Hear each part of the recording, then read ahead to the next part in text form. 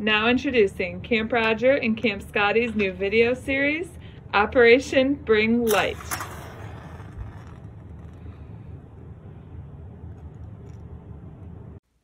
Hi guys, it's Claire, and today I'm going to be showing you guys how to make a cloud in a jar.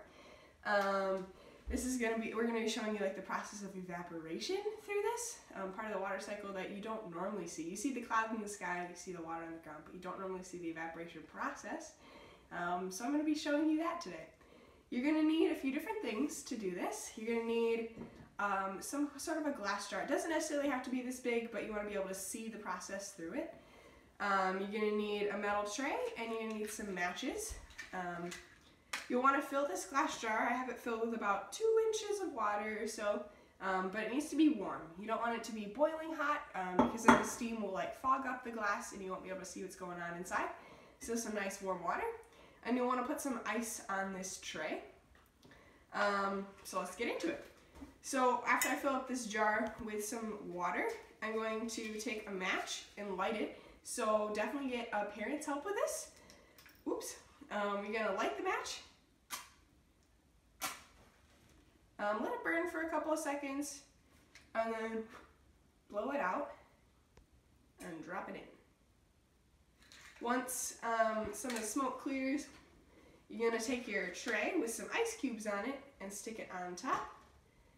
And watch the fun begin. So inside this jar, you'll start to see some of the cold tendrils come down of cold air, which is super cool. But basically this warm water is reacting with the cold on top of it and is starting to evaporate. But we needed to light the match and drop it in there because you needed the smoke particles in there. So when clouds form, evaporated water needs to latch onto something. So outside it's usually like a speck of dust in the atmosphere. But here, we're creating that with some smoke particles. So as you can see, this jar is starting to cloud up a little bit. I don't know if you can see this in the video, but definitely when you do it by yourself, you'll be able to get up real nice and close and you'll get to see the cold air come down and you'll see the water evaporate just a little bit and start to cloud up the glass with a cloud.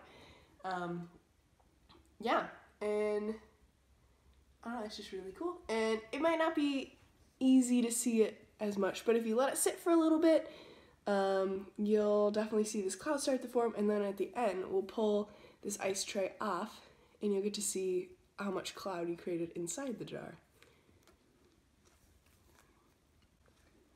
Shall we take a look?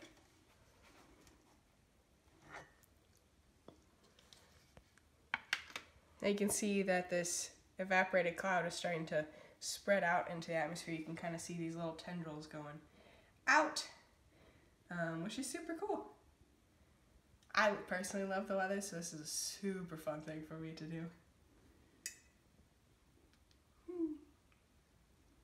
Anyway, so this is one part of the water cycle, evaporation, that you guys get to do.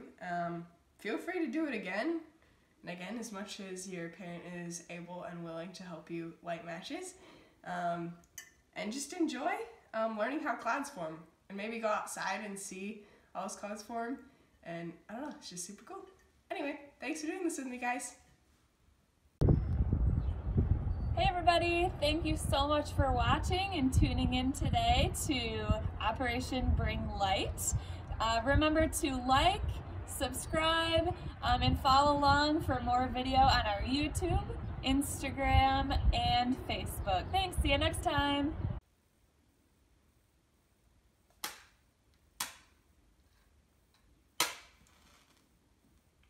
Third time's a charm, folks.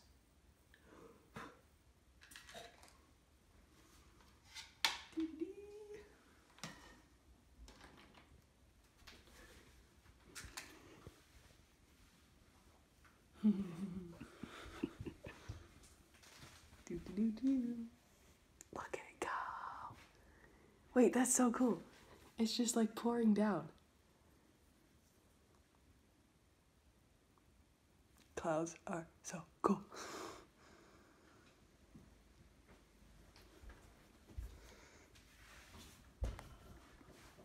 These are one of these things I could do for hours on end, folks.